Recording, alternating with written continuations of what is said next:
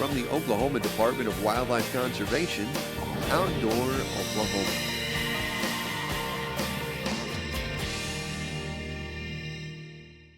Well, hello and welcome to Outdoor Oklahoma. I'm Todd Craighead. You know, Oklahoma has blessed us with a tremendous diversity of different types of waterscapes around the state, from the beautiful Turner Falls right behind me here to places like the beautiful Ozark Plateau lakes of northeast Oklahoma, and even the saline-rich environment of the Red River. We've got a tremendous diversity of water in Oklahoma. Fortunately, one of my co-workers, Game Warden Brandon Brown from Marshall County, has discovered through the lens of his video camera a whole new world lurking underneath Oklahoma's waters. So today we're going to learn more about this world that Brandon has discovered by looking below the surface of Oklahoma's waters.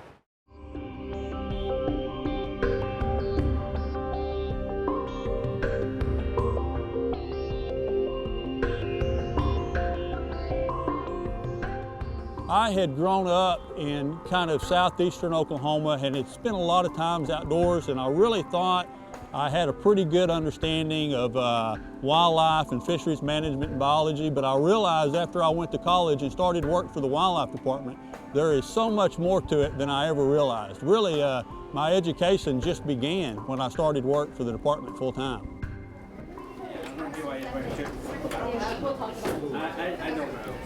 It's something that offers everything he needs to live. Shelter, food, water, so forth. So habitat for an armadillo would be a forest, you know, a hole in a forest. Now, when we talk about habitat, different animals have different habitat needs, right? So there are two broad schools. That's one of the favorite parts of my job, both in fisheries and as a warden, is getting to do programs to school children. My wife is a middle school teacher, so I've always got a ready audience. The main thing that I try to stress on them is habitat, for one, so important, as you know. The other thing, put a plug in for the wildlife department here. As you know, hunters and fishermen contribute so much to wildlife and fisheries conservation. We see guys like Jeff Corwin and Steve Irwin, the crocodile hunter, and we think they're the face of wildlife management conservation. But the truth is, hunters and fishermen contribute so much more overall to wildlife and fisheries management. So I always try to stress that. Another thing I like to do, having worked in different divisions, I've kind of moved around all over the state. And I like to kind of tailor the program to whatever area I'm in. For instance, if I'm at Wyandotte in northeast Oklahoma, where I recently moved from, I try to cover some of the unique species that are endemic to that area. A lot of times, these kids can live in some place their whole lives and play in a creek every day and not realize how diverse those systems really are, how many different species of fish are in some of those creeks. You can see more fish on an afternoon on the Barren Fork in northeast Oklahoma than you would see anywhere on the coast. It's really just amazing how many fish are in some of these small streams. Now let's take a look at some of that great diversity with Brandon himself. This is going to be a long-ear sunfish male up at a tributary of Grand Lake. Have a lot of really clear streams up there. And the kind of neat thing about this is the males get really colorful at spawning time. And you can see this is a male here. He's all colored up. He's defending his nest. He just drove off a bluegill here. And even though I'm 6 foot tall, I'm in his territory and he's going to drive me off. You can see him here charging the camera, just saying, "Get out of my space." And you know, he'll stay there and he'll make the nest and guard the nest. The female will come in and lay her eggs and then she'll leave. He'll take care of the nest and the fry up until they're up, maybe a ½ inch or so. And here's the same thing. We have a northern studfish. This is a male. In the springtime, they develop really bright colors, get really colorful, and you can see that he's doing the same thing. He's defending his territory. I don't know if he has a nest there or not, but this is a fish that's 2 inches long, and you know, I'm 6 foot tall, and he's saying, "Get back, get out of my space." He's not afraid of me at all. You can see him there. That's what he's doing. He's gonna just displaying aggressive behavior. You can see there's more than one studfish there, and the other, I don't know if that's a juvenile male or a female, but the males and females, the juvenile males are colorless until they reach spawning age or sexual maturity, and they start to develop these bright colors. Someone compared them to birds in the springtime. During mating season, they develop these really bright, vivid colors to attract mates. And he's doing a couple things there. One, he's showing his colors to attract a mate, but also to tell me, you know, this is my territory, get back. Yeah, the northern studfish, most fish will come right up to you, get right in your face, but for some reason, northern studfish are really skittish. The minute you get in the water, they're gone. You just see the backs of them. To get that shot, I was telling you earlier, I had to get down inside a big wad of moss and kind of inside a stump, and really just kind of try to blend in, and it took a long time, a lot of patience to get him to come that close to me. I first got into streams when I was in college. I wanted to be an ichthyologist and study fish my whole life. And then when I got in ichthyology class, I was pretty disappointed because I found out that ichthyology was about looking at little pale fish in glass jars. And I thought, man, what a waste of time. But here I am looking at these little colorless minnows. And then we went on our first field trip down to the Blue River. And the first seine haul, we pulled up a seine full of orange-bellied darters. Or yeah, orange-throated darters. It was the first time I'd ever seen them. And I thought, my goodness, you know, I can't believe that these things are living in these streams just 40 miles from my house. Been here my whole life and I didn't even know they existed. So from that point on, I just became really interested in streams and stream fish. And I got into underwater photography or video as a way of sharing that experience with other people. My wife's a school teacher, and I'm able to go to the creek to film what I see and then take it back and share it with other people. And a really enjoyable process. Well, the simplest way to get into this is just a simple mask and a snorkel. Pretty inexpensive, you can pick one up anywhere. You can see my mask, the strap broke, I just put a bungee cord on it. And this is really all you need. If you want to do underwater photography or videography, you can start out with one of these little flip cameras. Pretty inexpensive still. Store the media on an SD card. If you have good light and clear water and you can get close, you'd really be surprised the quality you can get on something like this.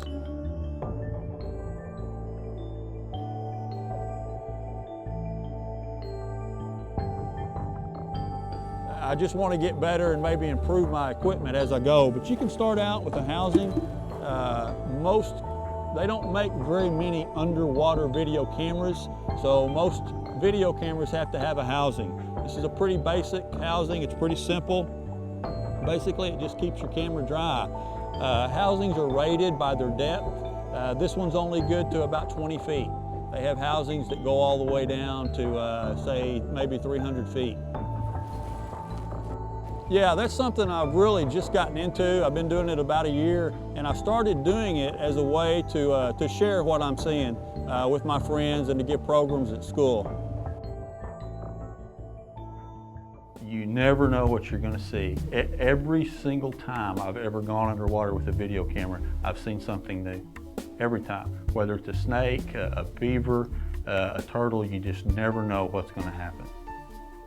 Now we're looking at some ducks. This was something I didn't expect to get. I was actually trying to film pupfish, and a flock of ducks came in and landed, and they're feeding on the bottom here in about 25 foot of water. These are ringnecks.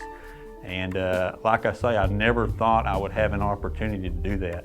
But the ducks, they didn't pay too much attention to me. They let me get within about 50 or 60 feet of them. It was really hard to keep the camera still that day. The wind was blowing really hard, and I was trying to stay hid next to a buoy. But yeah, I think it turned out pretty good. It's interesting. We find different fish associated with different habitat. Of course, the habitat changes pretty much from east to west. But generally speaking, in the eastern half of the state, we have the highest diversity. And we talked about, do we have to scout out an area to know if it has a good fish population? Generally speaking, no. Once we get in eastern Oklahoma, especially these clear gravel bottom streams in the northeast, you walk up to the creek and you look in a pool and you say, man, there's no fish in there. But if you put that mask on and look underwater, this is what you see. There's a whole world down there that a lot of people are missing out on.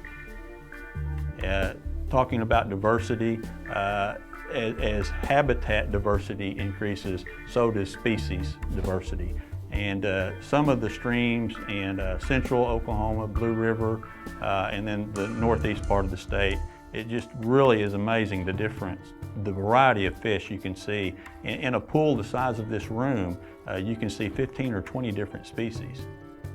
Stone rollers is that's what we're looking at right now. It's one of the dominant species. They're able to eat really low on the food chain. They're scraping algae off of rocks. They're primary consumers, I guess. And see a neat shot of a hognose sucker coming in here. He's rooting stuff out of the bottom. He'll root in that gravel. Call them hognose suckers because they have a snout like a hog. And they're rooting stuff out of that gravel and filtering it through their gill rakers. I've been diving since I was a teenager. In fact, I worked as a commercial diver offshore for several years before I went to work for the department. But really everything that you want to see, at least in Oklahoma, you can see in water shallow enough to stand up in. Your visibility is so much better in shallow water, the sunlight's better, and there's just so many more fish.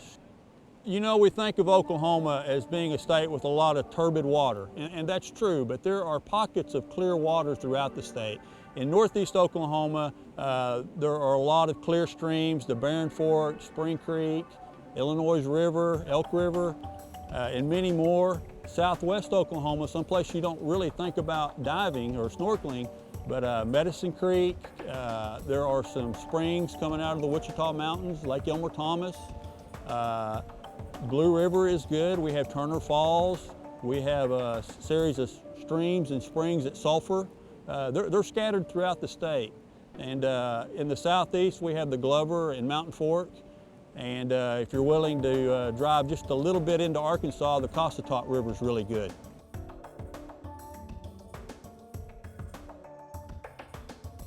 It's a really inexpensive hobby to get into. You don't have to drive very far. Most of the places that you go are free. There's no entry fee. And you know, I have 3 kids and they absolutely love playing in the creek. It's a pretty good way to spend a summer afternoon. Some of these species are very little known. The favorite story I like to tell is when I was in Fish Division down at Lawton.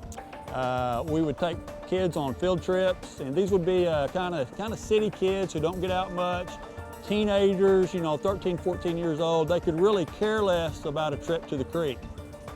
But when you run that seine through there and you pull out those orange-throat darters and those southern red-bellied dace and those breeding colors, man, you got their attention just like that. I can remember one girl at Lawton just running up and practically pushing me out of the way to pick up an orange-throat darter, and she said, you know, that's the prettiest thing I've ever seen. I can't believe there's something like that pretty living in Oklahoma. Diversity is always a good sign, especially in fisheries populations, and that's what I really enjoy so much about the streams is the diversity is so high. You can literally sit on a riffle on the Barren Fork River and see maybe 15 or 20 different species within a 5 or 10 minute period in one spot, in just a couple feet of water.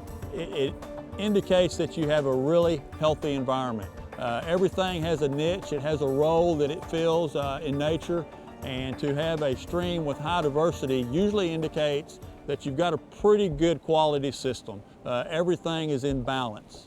When things get out of balance, some species tend to take over the niches or roles of other species. We're at one of Oklahoma's premier diving locations, Lake Elmer Thomas. Lake Elmer Thomas is down in the Wichita Mountains and around Lawton. Even though we're landlocked, we have 3 really good lakes. We've got 10 Killer Scuba Park, we've got Lake Elmer Thomas, and we've got Lake Murray. All these 3 locations are very good to dive. Lake Elmer Thomas, to me, is one of the better spots. The visibility here is really good, pretty much year-round. However, 10 Killer is a great location as well. It has a scuba park. There's various things that they've sunk, you know, like airplanes and things like that at that scuba park. And it's also a great place as well. I am a open water scuba instructor as a member of the Professional Association of Diving Instructors. It's named PADI. It's by far the premier certification agency nationwide. They certify most of the students. There are other certifying agencies that are great, but PADI is the premier. Oklahoma has some really good locations. You got fish species here. 10-killer, you do see some large fish down there, but it's with the scuba park being where it's at, you don't see quite the fish that you do at Lake Murray or Elmer Thomas. Right now is a good time of year. It's a good time of year to prepare for those who want to learn how to dive, as well as the current divers. It's a good time to get ready. Spring is going to be upon us here real soon. I've traveled all over the state and even out of state, my wife and I. It seems like all of our vacations anymore seem to revolve around my filming or seining a creek somewhere. And this was up in the Ozarks, a small, fairly small, clear stream. This is a tributary of the Elk River before it runs into Grand Lake. And this was in early summer after everything had already spawned. So there's a lot of small fish on here, a lot of juveniles that have just hatched out, juvenile cardinal shiners, smallmouth bass. Here we have a juvenile shadow bass, the shadow bass or rock bass, goggle eye.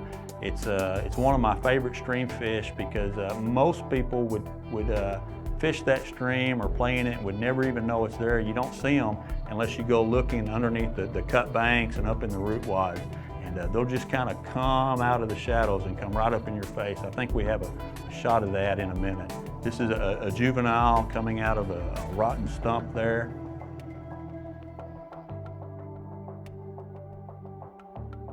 And of course, bluegill.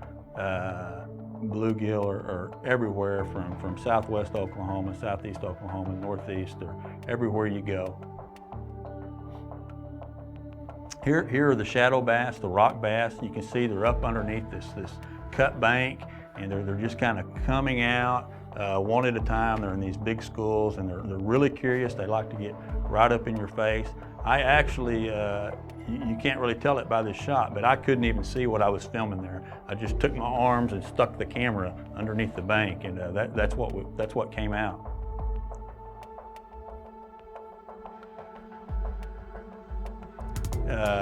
Even in these gravel streams, sometimes we can get some really heavy vegetation. This is a little slough, a little offshoot, and out of the current, so the vegetation took hold. And of course, gar like to hide in vegetation. Wasn't expecting to get this shot, and I'm really pleased with it. Gar don't stay very small for very long. And you can see on his tail there, I forget what that's called, a flagellum maybe, but he's actually getting around by wiggling that thing. He's not moving his fin so much, you can see it vibrating there. And he's just gonna get up in that stump and kind of blend in and look like a stick or something. Probably won't have very many more opportunities to film something like that. Like I said earlier, you just never know what you're going to run into. And I've gotten to where now I'm just not ever going to go snorkeling without having that camera in my hand. You know, Brandon Brown is one of the most modest people I know of. Now keep in mind, he's an untrained videographer and a game warden, yet his video that he's captured has been so desirable that it even gained the attention of the National Geographic Society and has been used by them. So whether it's above the water surface or below the water, we hope that we've inspired you to get out and discover for yourself what awaits you in outdoor Oklahoma.